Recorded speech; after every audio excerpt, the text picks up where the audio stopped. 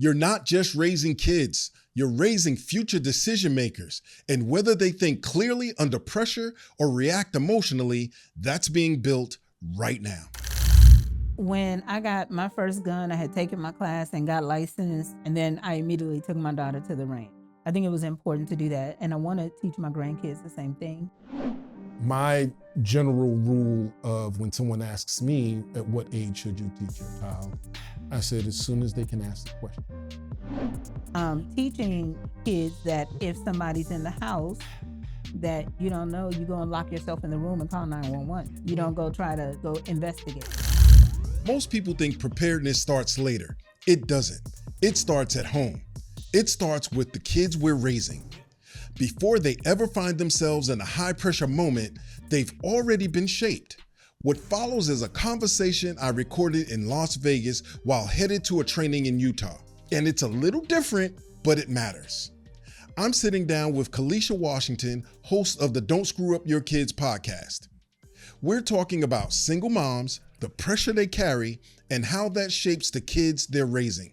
Because whether it's recognized or not, that's readiness. Let's get into it. How you doing, Kaleesha? I'm great. Thank you so much for having me. Oh, great. I'm glad you'll be here. So tell us a little more about yourself. We know you're originally from California, but Yeah. tell us a little bit about yourself. I'm originally from South Central Los Angeles, born and raised. I was an educator for 13 years. And when my daughter had my grandson in 2019, she said, will you move to Vegas and help me with the baby? I said, yes. And decided I wasn't going back to education. I spent so much time away from my children while they were growing up. And I didn't want to repeat that pattern. So I had my son when I was 18, had my daughter when I was 19. And then me and my kid's dad broke up when my daughter was 6 months old. So my son was almost 2, but not quite. They're 16 months apart. And from that point, it was go time. You know, started college when my kids were 2 and 3 years old. And got 2 bachelor's degrees, 2 master's degrees. But if I had it to do over again, I wouldn't, because of the time it cost me with my children. I understand that. Mm-hmm. Definitely understand that. So when we talk about single moms specifically, okay, what are they carrying that most people don't fully understand? It's a lot of responsibility. And just knowing that really it rests on you, even if you do have a partner. So my kid's dad and I had joint custody, but if my kids needed anything extra besides school uniforms, he wasn't paying for it. And so we had an agreement that he would buy everything at his house. I would buy everything I needed at my house. But if the kids had field trips, if the kids had, prom, he was completely hands off on that. He wasn't going to spend any extra money on that. But I still want to make sure that my kids have the full life experience. So when it comes to taking trips and vacations, he was not going to do any of that with the kids. So that was me. Yeah. So what specifically, let's go a little deeper on that. So what kind of pressure are they making decisions under, kind of on a day-to-day basis? We kind of got a broad idea, but on a day-to-day basis, what's it, the single moms, we know they go through a lot. What kind of pressure is that for a single mom? Yeah, so it's really everything. Kids, and I figured out more about it later on when I realized what my daughter couldn't do or what my son couldn't do. And my grandmother raised me, and she was born in 1923 in Texas, and she was the single mom to me. Like my mom wasn't there, my dad wasn't there, and but she taught me everything, and she was at home. Yeah, she was disabled. My grandfather was military veteran. He had passed before I was born, but she had a check coming from there. And the life insurance policy that he left her with enough money to buy an apartment building, a 10-unit apartment building. So she had some income from that, but she didn't work a job. So she was at home with me. And, she taught me how to read, write, and balance a checkbook before I started kindergarten. Taught me how to sew, how to garden, how to cook. I was making Thanksgiving dinner at 12, but my daughter couldn't make pancakes at 17 because I wasn't there to teach her that. And so those are some of my biggest regrets. She probably still can't sew. She's 30. I've never taught her how, and it's my grandmother taught me all of the things that I know how to do, but I was busy working and going to school and raising kids. So I didn't have the time to do those, but I did take the time to read books with them. And what's funny is that when my grandson was a month old, I went to the library and checked out 19 books. Okay. Totally overdid it for a 1 month old. But I was reading to him. My daughter was working, and I took a picture of me holding the book and holding him, and I took a selfie, sent it to her. She said, "Are you doing the character voices?" I said, "What?" She said, "Like you used to do with us." I said, "Character voices?" You remember? Yeah. I said, "I did character voices with you." She said, "You don't remember that?" No. Why do you remember that? But I was like, "But of course I'm doing character voices. Right. No other way to read the book." Right. But those are the things. It's every little thing kids are paying attention to. It's impactful. It's everything. Yeah. And you don't know what the thing is that's gonna, that they're gonna bring back up once they're adults. Mm-hmm. But that's why you just got to do your best the whole time. But you also got to be present to do that. Mm-hmm. What do you think that single moms today, what do you think single moms today are doing better that they're not giving themselves credit? Ooh, that's a tough question. And I don't even know about all single moms, but I know when I talk to my friends and I talk about my regrets, they were like, "I was there, Kaleesha. You were a really good mom," and so I think that if we don't live up to our own expectations, that's where we hold ourselves accountable for things that we may not need to, and for example, I wasn't out in the club, but I still wasn't as present as I needed to be. I was working and going to school and really trying to be an example for my kids. And, my daughter got her bachelor's degree here at UNLV, which is why we're all in Vegas. But I think that we have a vision in our minds of how we should be as parents. And when we fall short of that, that's when we judge. Now, you say that you weren't there like you wanted to. At the time, you probably felt this is what I need to do to take care of my family and to make it better for my children. With that in mind, what would you have done different? Just thinking about what you did do and how you did make a way for your children and made sure that they were clothed, they were fed, they had a roof over their head, all of these things over and above what your ex was willing to do.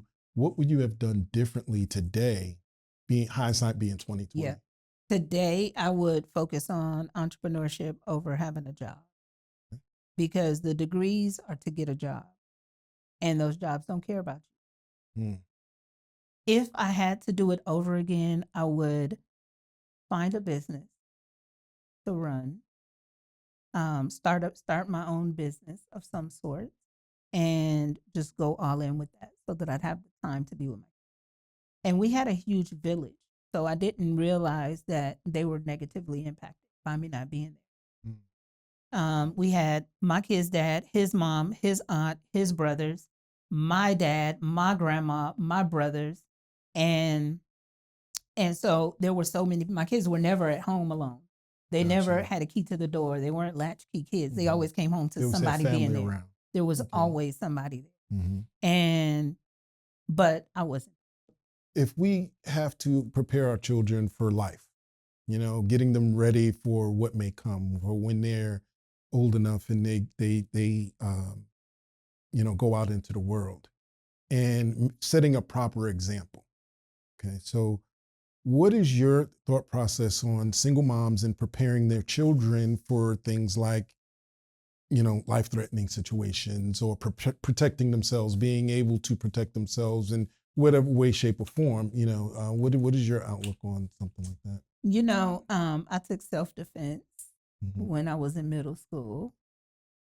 But I had, got jumped by some girls after school, and my dad was like, "We putting you in self-defense." Yep.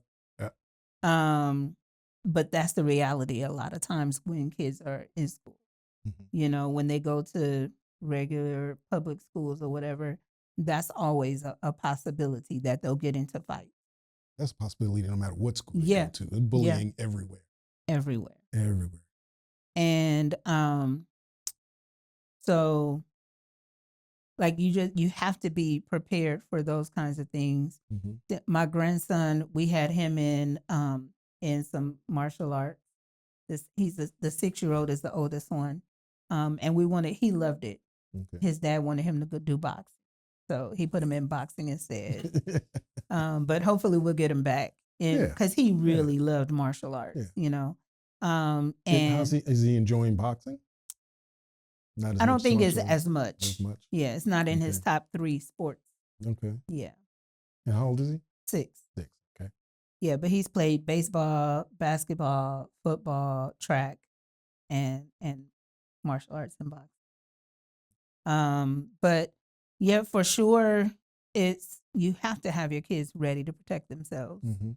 I'm one of those parents that I'm old school when it comes to that.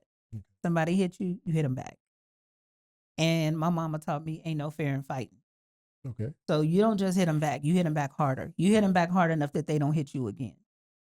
And so I'm not now as a teacher and a principal, I had to tell folks, listen, somebody hits you, you come tell the teacher. You had to have a different message. You come tell the teacher. But also inside, I'm like, you had a little bit of duality going on that you couldn't control. For sure. Okay. For sure. Yeah. But that came from being bullied a little bit. I had an older cousin who was 9 months older than me, and she would hit me. And I would go crying to my mom. My mom was like, next time she hits you, you hit her back and hit her back harder. And I said, that's not fair. My mama said, ain't no fair in fighting. And that's been my lifestyle ever since. To a point, it should be, because I think the world we live in now, there's too much on the you shouldn't hit back, and it's you empower the person hitting you or bullying you if you don't stand up for yourself. You know what I'm saying? So I'm old school that way too. You know, you hit me, you're gonna pay for hitting me. In the realm of defending yourself, sometimes, well, all right. So as an instructor, and as a teacher and principal, there's certain things that we can't say. But it's one of the things I like to tell people is your job is to go home at the end of the day. And anything short of putting hands on you or spitting on you in your face, you go home. Now, the whole thing with someone hitting you, you hit them back and you run. Right? So there's a level of hitting them and then beating them to beyond recognition. And we've all seen those videos online, and I can't even watch that. Yeah, I cannot watch. Yeah. There was a movie some years ago, and Jamie Foxx, I think, was in it, and it was Law-Abiding Citizen. Okay, yeah. And somebody was a law-abiding citizen, and somebody killed somebody's wife. And, yeah, that was with Gerald Butler. Okay. Yeah. And then he was like ready to cut him up, and they gave him something to.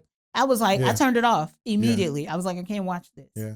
So I don't have the heart to be like, I'm gonna get revenge to the point that I'm gonna do something like that. Yeah.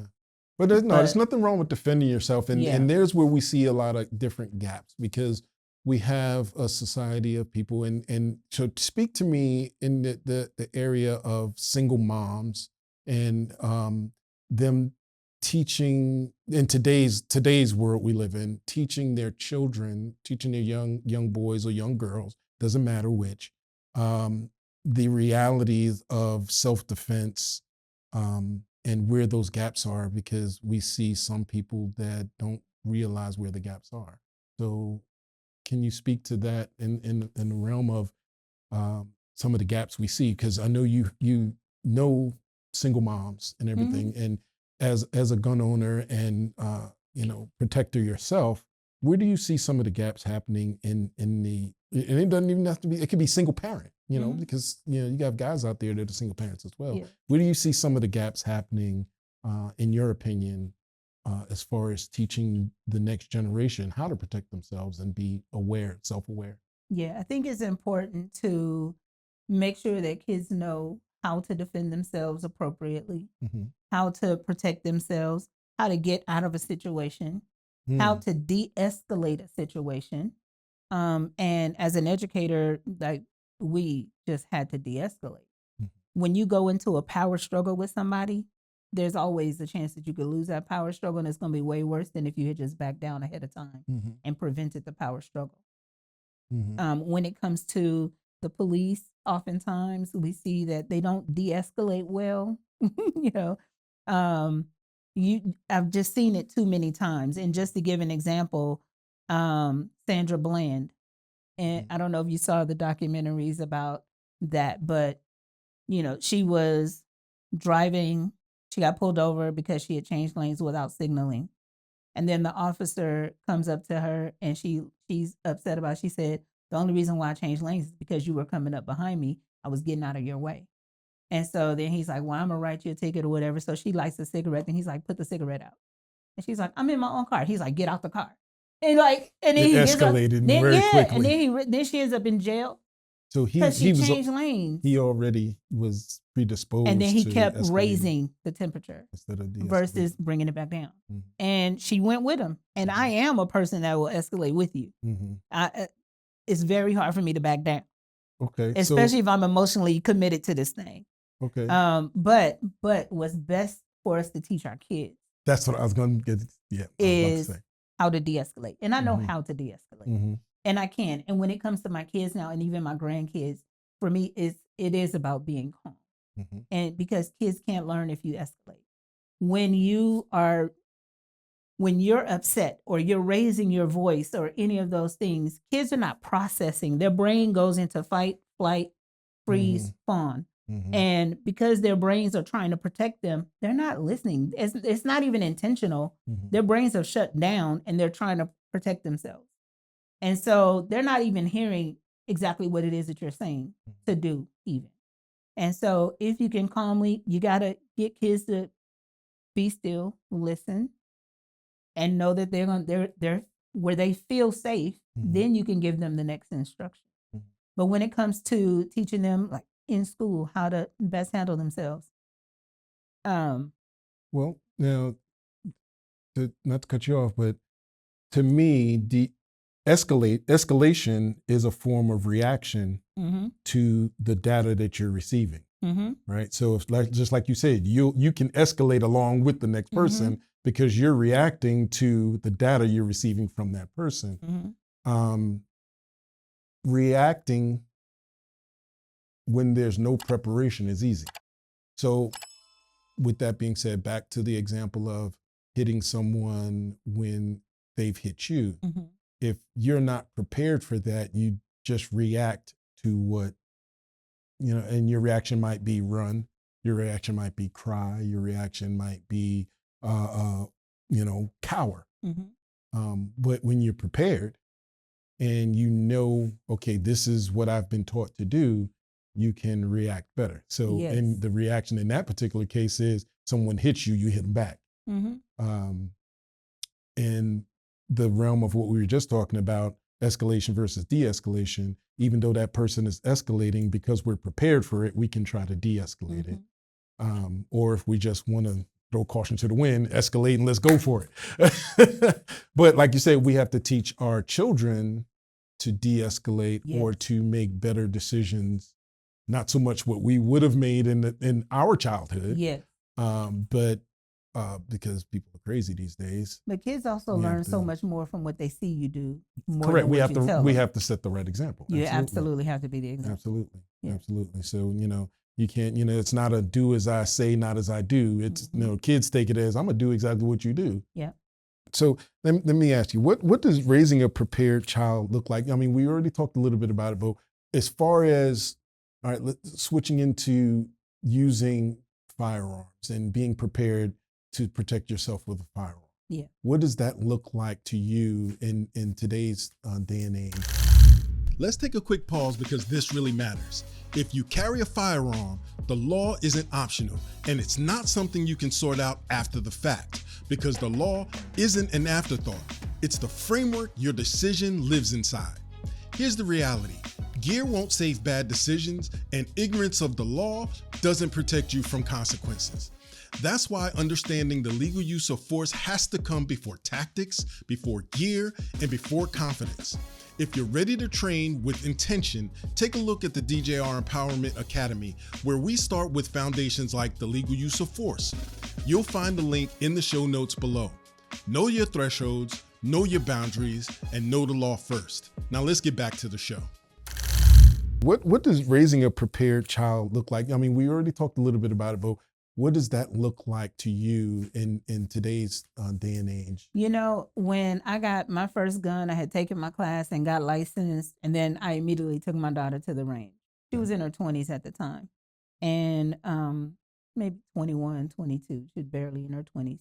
But I was like, I want you to know how to shoot too. And I taught her what I had learned on how to hold the gun, how to shoot, how to aim, you know, how to figure out your, you know, which eye is the strongest, your dominant eye, and then how to line up the sights. And I think it was important to do that. And I want to teach my grandkids the same thing. My oldest one is 6. He'll be 7 in July. And I had talked to somebody in one of the like Black gun owners groups on Facebook, and they said around 6 was a good age to introduce them to guns. And the whole time I told my daughter I don't want my grandkids playing with guns. Mm-hmm. I don't want them having guns as toys. Mm-hmm. So I'm like, I want them to know it's not something you play with. I want them to know how to load and unload. I want them to know how to clean it. I want them to know the rules of handling a gun. You don't ever point it at it. You know, you always assume that the gun is loaded. And what's your opinion on how to do that at age 6? What's your opinion on how to do that at age 6? How to teach him? Mm-hmm. It's modeling it. Mm-hmm. You know, I'm not going to give him any ammunition to touch, but I want to show him an unloaded gun. But also, even though I know it's unloaded, you always treat it as if it's fully loaded. Don't put your finger on this trigger. But this is how the gun looks. I want you to know how it feels. I want you to know how to line up the sight. And if you ever have to shoot it, I want you to know how. And I don't know at what age I'm going to give him actual bullets and let him shoot. But I have a friend who told me about some kind of gun that has something in it that, I don't know, it won't kill you or won't pierce the skin, but it'll hit you and it'll hurt or whatever. Some kind of the non-lethal ammunition. Yeah, some kind of non-lethal. Mm-hmm. And so I'm like, I would like to do that with him. If that's even, I don't even know. You'd have to be a lot older to do that. Really? Yeah. Okay. I don't know what the parameters are for that, but I want him to be secure in knowing how to use a gun. Okay. And I think that if we teach kids about guns and gun safety at a young age, you don't have those accidents where a kid accidentally kills another kid. You know, that's absolutely true. I mean, those things happen for ignorance. Yeah. Because they haven't been taught the difference, and they're watching all of the movies and the different things, and they think that, oh well, this, you know, it's not like when we were kids when we watched Looney Tunes and Roadrunner and Coyote. We never thought if we jump off a cliff we were going to be okay. Yeah. For some reason it has shifted, and the not mentality, it's not really the word I'm looking for, but the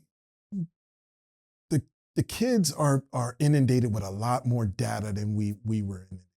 You know, we could watch a cowboy movie and it just be a cowboy movie. Now it's like, you know, we want to emulate John Wick and we want to emulate the ballerinas and we want to do this and it'll be okay because when you have not taught, one of the things I was taught when I was growing up was don't touch my dad's gun. That was my training. And luckily I, you know, revered and feared my father more than my So you never touched it? Never touched it. Nope. I grew up, guns in the house, never touched the gun. Because he said, all you need to know is don't touch my gun. And I was like, done. We can't do that today. Because I think we can. I think it's doable. Mm-hmm. I don't want to do that. Mm-hmm.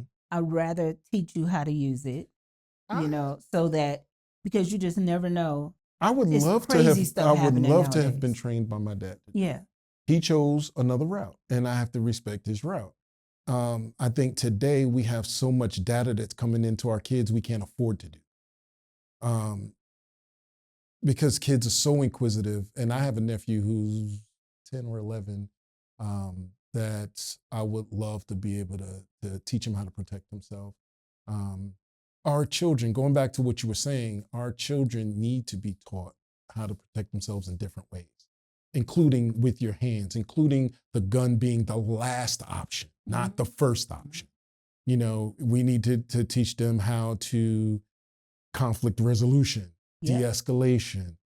Last resort, I have no other way to protect myself than with this knife, gun, whatever the case is. But if they're not taught, then they don't know. My general rule of when someone asks me, at what age should you teach your child? I said, as soon as they can ask the question. As soon as they say, well, what are guns and or when maybe they're watching something or seeing something, they need to understand the realities of it and be taught the safety of it. I don't put an age on it. 6 is fine if their mentality is there. You know, 4 is fine. I mean, we have 6 and 7 and 8-year-old competition shooters. So when people say, well, 6 is not too young, it really depends on the child. It really depends. I'm not that person that goes, oh, they got to be 12, they got to be 13. No, by the time they're 12 or 13, they've seen a lot. You know, they might have seen one of their friends get hurt. Yeah. You know what I mean? So I applaud you in wanting to teach your grandchildren and being that guidance for them. Yeah. Because they need someone like you to guide them. And when there's lack of guidance, there's, again, ignorance. Ignorance not being stupidity. It's just, I'm ignorant about brain surgery. I don't ever think I'm going to learn about brain surgery, but you know, you don't see me going to operate on anybody either. But in our world with the kids, they can't afford to be ignorant about their own protection. Yeah. So I agree. Definitely applaud you. It's a lot. It's a lot going on in the country and in the world today that you have to know how to protect yourself. Absolutely. Yeah. Absolutely. Yeah. So for single parents, you know, being the only line of defense at home, how should we be thinking about safety? How should we be thinking about safety in the home? Let's just shift it to in the home. Yeah. How should we be thinking about the safety? Because you're now bringing up how many grandchildren do you have? 5. You have 5 grandchildren. What are the age ranges? So I have a 6-year-old, a 3-year-old, one who will be 2 years old next month, one who will be 1 next month, and then my daughter's pregnant with the 5th one. Yeah. And the last 2 have the same birthday, so they're exactly a year apart. So being prepared in the home and having to teach these young boys and girls, a mixture. The 1-year-old who's about to be 2, she's the only girl, and all the other 4 boys. Well, they got she got some protection for her, right? But you know, in raising them, how do you see teaching, you know, protection in the home, you know, from a different aspect of you have to be ready at all times for anything, because unfortunately we like to say, okay, I can help protect you out there, but nothing's going to happen in the home when we all know that may not stuff be. Happen. Yeah. Yeah, stuff happens. I think that, and I'm just realizing some of the things that I need to do now, so I'm glad I'm having this conversation with you, but showing kids how to get out of the window if they ever need to. Teaching kids that if somebody's in the house that you don't know, you go and lock yourself in the room and call 911. You don't go try to go investigate, you know? My first firearm instructor taught us that. He said, if you hear noise, don't go clear the house like you see on TV, because you'll get disarmed just like you see on TV. And so he said, lock yourself in your room, call 911, let the police come and clear you. You know, but you don't go doing it. You don't go investigate, where's that noise coming from? So teaching kids that. Kids need to know that. They don't have to be the one to go investigate where the noise is coming from. Also, how to get out of the house if they need to in case of emergency. If the house if there's a fire, if they smell smoke, you know, how to stay low if the house is on fire, the smoke rises, like teaching them how to be as safe as they can be. Absolutely. Even if somebody's shooting in the neighborhood, get low. Get low. Those bullets can come through walls. Oh, yeah. And windows. Yeah. There was somebody out here who got a brand new gun for Christmas, and was in his backyard. It's crazy to me, but was in his backyard shooting his new gun, and it went through the wall and through the neighbors and killed a lady next couple blocks over. Mm-hmm. And that's one of the things that I tell people all the time, because my daughter bought her first gun and wasn't licensed with her CCW. But I'm like, you need to take this class because you need to know gun safety. You need to know what's illegal and what's not. And you leave yourself unprepared if you don't take the classes. And I remember my first firearm instructor said, don't let this be the last time you take a class. Make sure that you continually take more classes and learn tactical skills so that if you ever need them, you have them. I think that's what we run into as instructors. We know what they should know and what they should learn. And when they show up to class, we do our best to teach them in a short period of time. But we could talk for hours and hours and hours and still not teach them everything. Yep. But it's up to the person to decide, I'm going to go back and get that further education. You have to want it. You have to want it. And we run into, at least for myself, I can only really speak for myself, that people say, okay, yeah, I'm coming back. And then you never see them again. Mm-hmm. And I can only hope that they're taking classes somewhere. Yeah. That, whether you come back to me or not, you say, oh man, it was a great class and I loved it and I'm going to come back and I'm going to shoot and all you got is a bunch of I'm gonnas. Mm-hmm. And you hope that people go and do it. And for the parents out there teaching their children that, hey, this is something you have to practice. This is something you have to do, whether it's with a gun, a knife, a baton, or whatever the case is, to protect yourself. And preparation is just that. You have to prepare. Yeah. You can't just say it one time and it's, okay, I got it. Mm-hmm. You have to prepare. And like you said, in the house, being able to get out if you can, being able to call 911, being able to hide and not go look for the trouble. And I see it all the time in classes and I ask, what is your personal home protection plan? Well, and most of the guys, my home protection plan is to go get the bad guy. Mm-hmm. Okay, that's a nice idea. Mm-hmm. All right, that's not a plan though. Mm-hmm. Oh no, I know my house and I can clear my house in 2 seconds flat, 2 minutes flat. Yeah, but let me ask you this. If you hear that bang of the door, that door gets kicked in, I ask them one question simply. How many people came in the house? Well, it's got to be 1 or 2 people. Do you know that for sure? Well, you have no idea. And we need to teach our children that we have no idea exactly what's going on outside of the door that you're in. Yeah. And being able to protect yourself from that position. I think you have the right idea, though. If I can get out of the house, get out. Because there's nothing there more precious than you. Yeah. There's nothing more irreplaceable than you. Yeah. What would be your word of advice to women out there as far as protecting themselves, single moms, teaching your children in the area of firearms ownership? Yeah, I think that everyone should have one. Everyone should have at least one gun and know how to use it. Because it doesn't do any good for you to have it and not know how to use it properly.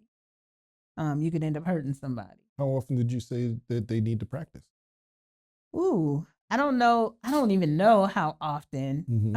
I can't put a timeline on it, but I think that you should be pretty secure in knowing. And one of the things that I would practice, I had a little holster and I would practice just when I would have time and I'm maybe just sitting and watching TV is snapping that holster off, and practicing taking it on and off safety. My firearm instructor, he told us if you're carrying for self-defense, for self-protection, then make sure it's fully loaded, one in the chamber and off safety.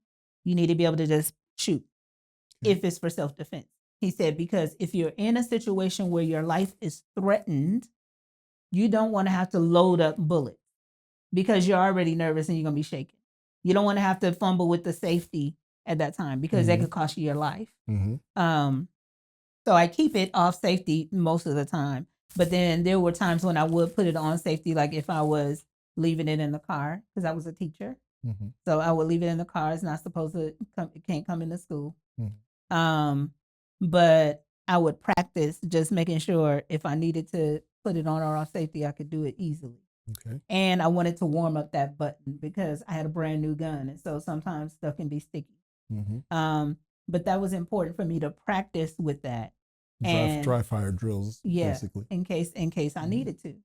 And so I think it's important to do that on a regular basis so you don't get rusty. But I did want to touch on also, I don't know if you want to, I know you don't get into politics a whole lot, and this can be political, but as a teacher, I never wanted to carry. Okay. As a principal, I didn't want to carry because, and I didn't want anybody else to carry at the school. School police can carry, that's it. And the reason why, because there was this whole push to maybe teachers should carry and stuff. No, because you have some teachers who will prejudge kids. That's going to happen. You're going to have teachers who feel threatened by kids. It's going to happen, even if the kid is not meaning to be threatening. But that wasn't my fear because I had great relationships with my kids, but I didn't want to always have to keep my eyes on the gun. And my gun is heavy.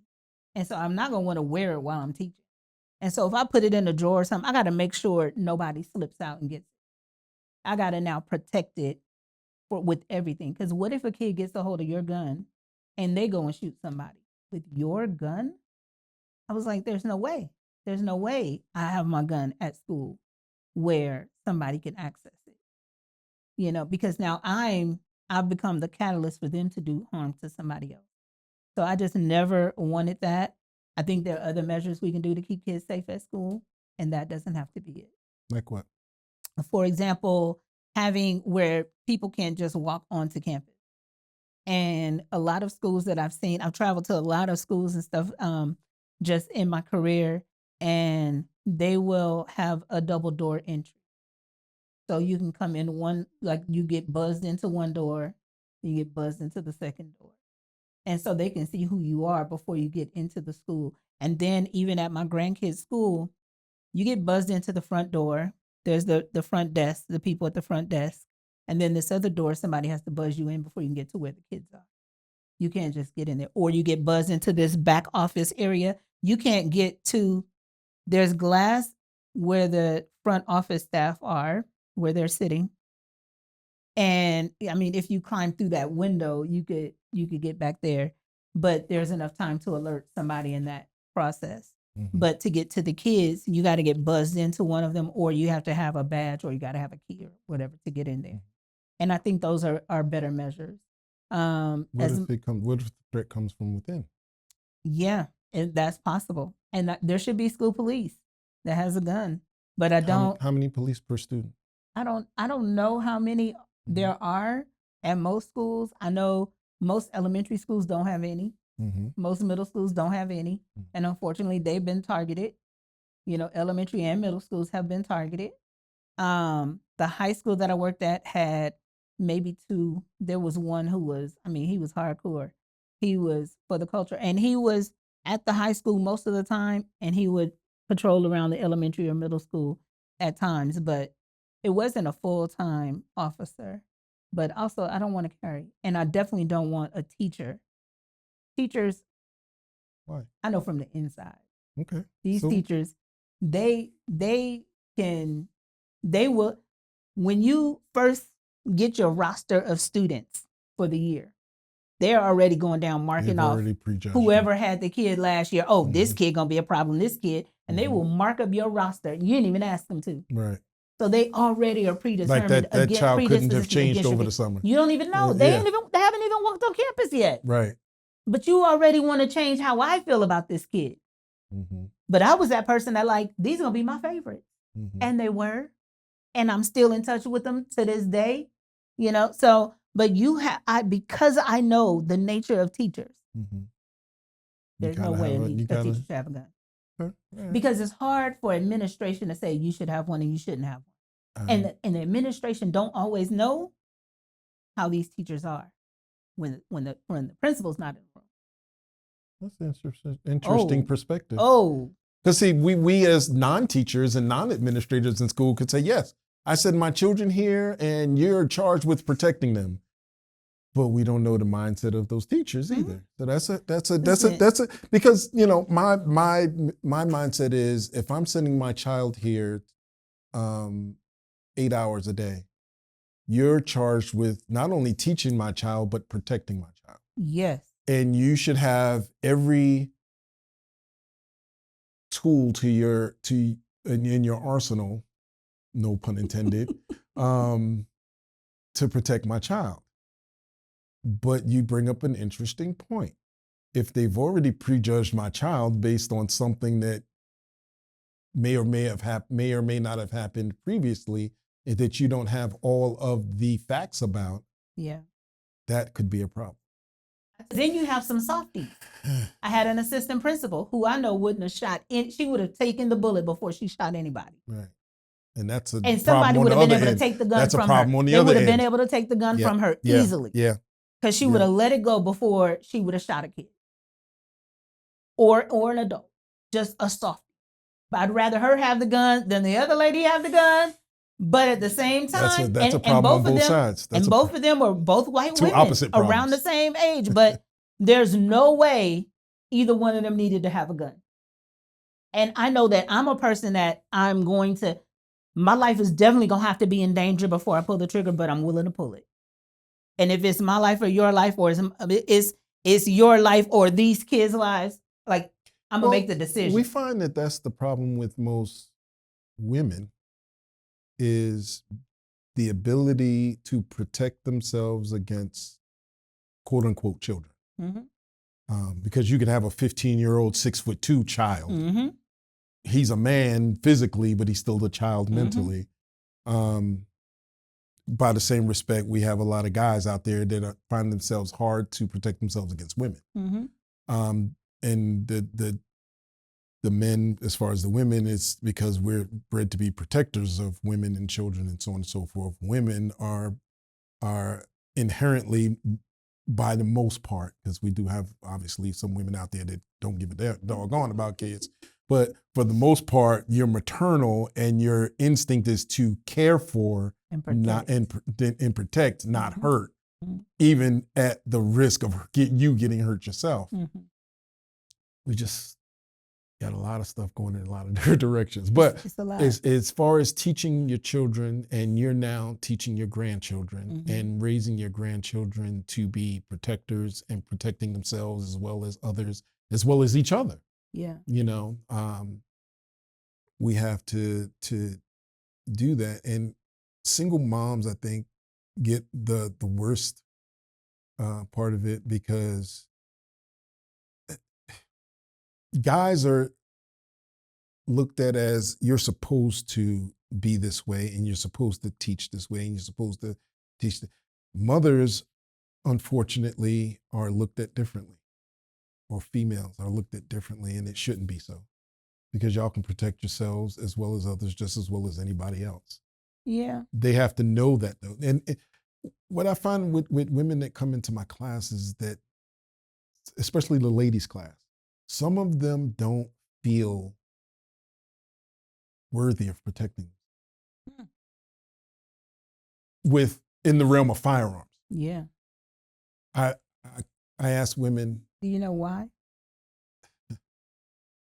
I want to say it's because they were raised that way. They were raised that their husbands are supposed to protect them. Okay. Or their boyfriends are supposed to protect them, or some other person is supposed to protect them. And I tell them all the time, you are your primary protector.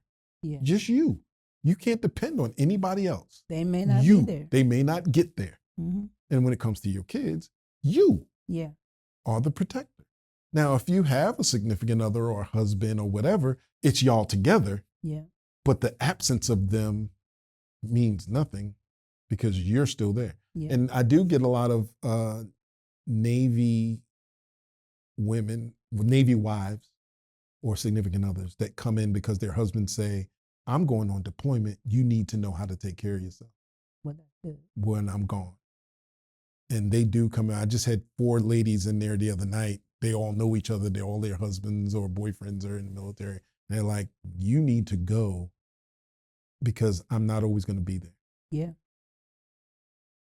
And I try to teach my children, or my girls, my two middle girls, because my oldest is in New York.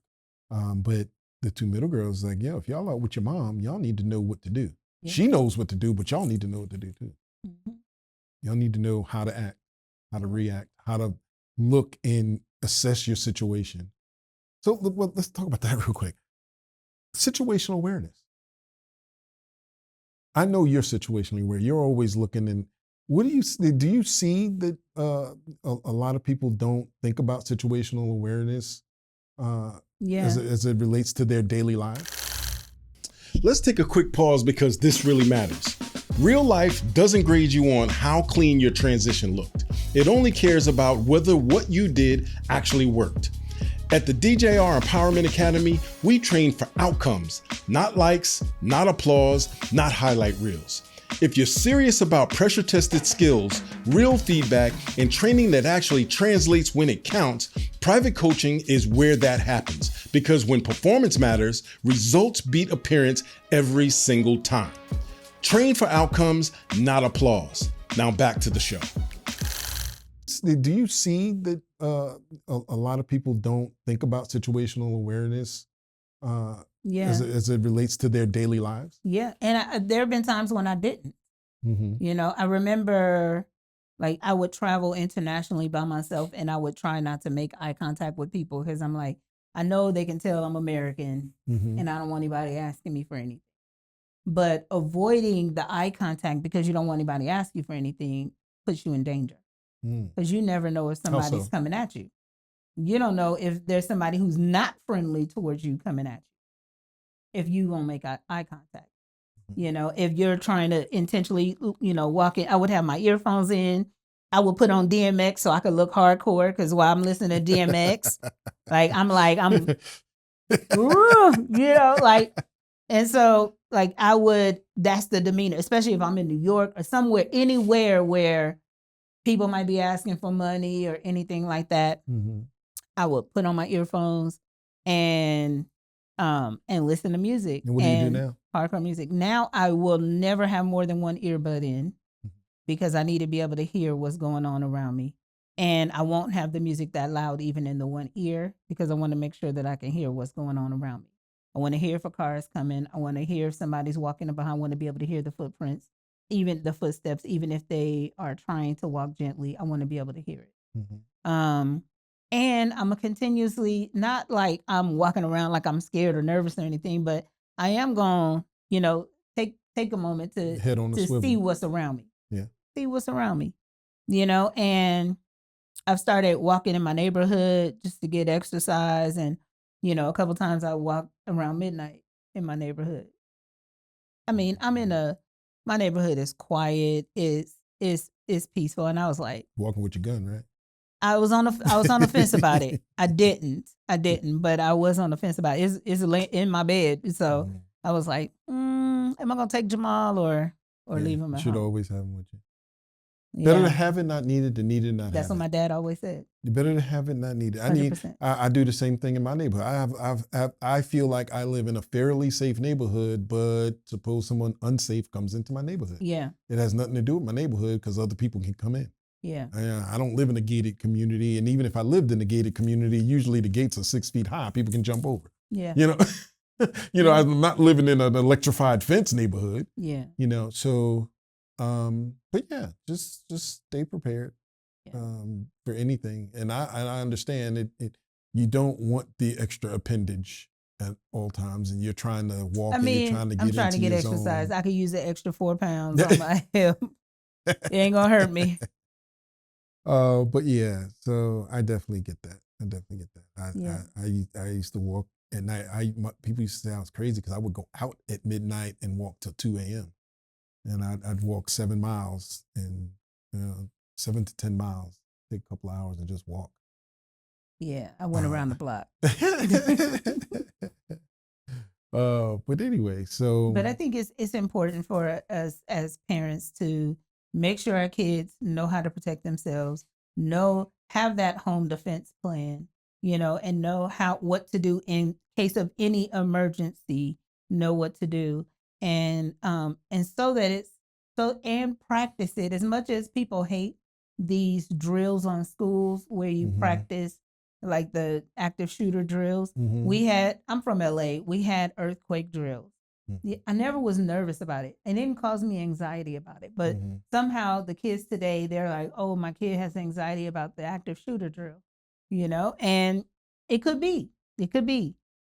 I don't have any anxiety about that. And I'd rather practice it and you know what to do in case there is a real emergency than not. The anxiety comes from the society that we've, anyway. Yeah. Society how it goes is everything, you have to be anxious about everything. Yeah. Yeah. But this is the other thing. Everything is about relationships. Okay. Because if you build the relationship with your kids so that if something is happening, they tell you about it first, it can change some things down the road. For sure. There was a lady in one of the moms groups that I'm in who was talking about her daughter has alopecia. I think it's called universalis, where she has no hair anywhere on her body, and kids are making fun of her. But luckily she's talked to her mom about it. She's in 4th grade, so she's a pretty big girl. But sometimes when kids are being bullied, they don't talk to their parents about it, and either they're gonna take matters into their own hands or they're gonna harm themselves. And so you have to like build you said, that, it's about that relationship. It's about that relationship, so that your kids will come to you first about it. But then you got to do something about it. Right. And so she's been doing something about it. She was like, "What else can I do?" I talked to the principal. I talked to the superintendent. I said, "What district are you in? Contact your city council person.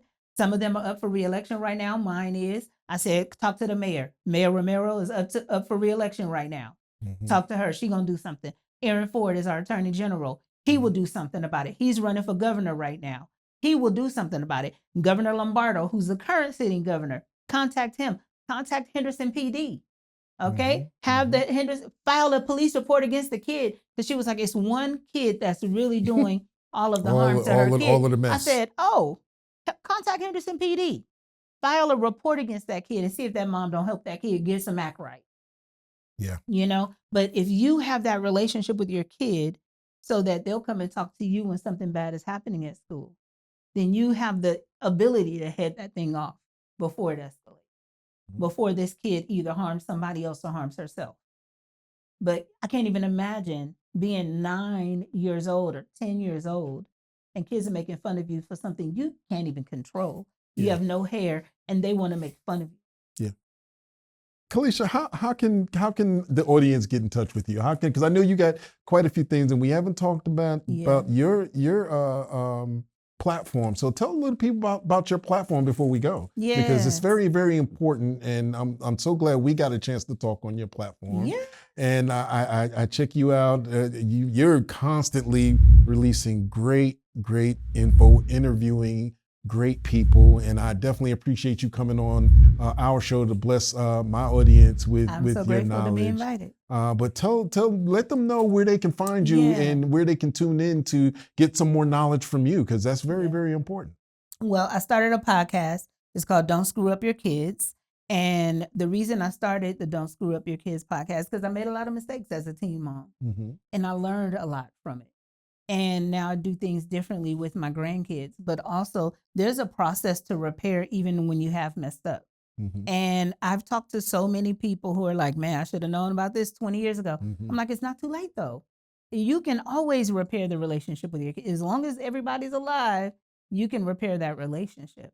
And so my goal is to help people repair that relationship with their kids if it's broken, or prevent that if it's not. But also to understand, I'm very much into neuroscience. I'm not a neuroscientist, but I'm very much into it, of how the brain works and what kids are processing on their end. So how the adverse experiences that kids have, how that's impacting them internally, what their processes their bodies are going through as a result of that, a result of seeing abuse. Because they don't even have to be experiencing it personally. They can experience it through what they're watching on TV. And their bodies are responding to it. And so I want parents to know how important it is to be so intentional with how you parent your kids. It can't, everybody says, oh, kids didn't come with a manual. They don't.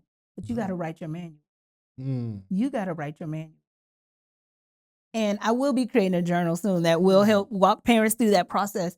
But you got to be the one to take that and have intention with, what are my kids going to eat? How are we going to protect our household? What schools are they going to go to? Where am I going to live so that the environment my kids are around is safe? But also their school that they're going to is a school that's going to give them a good academics, where they won't be prejudged, where people are kind. And so anyways, the Don't Screw Up Your Kids podcast, you can find me on YouTube. You can find me on Spotify. You can find me anywhere where there's a podcast, where audio podcasts are found. Well, thanks, Kaleesha, for being here. Thank you so much for having me. A lot of people spend time trying to figure things out later.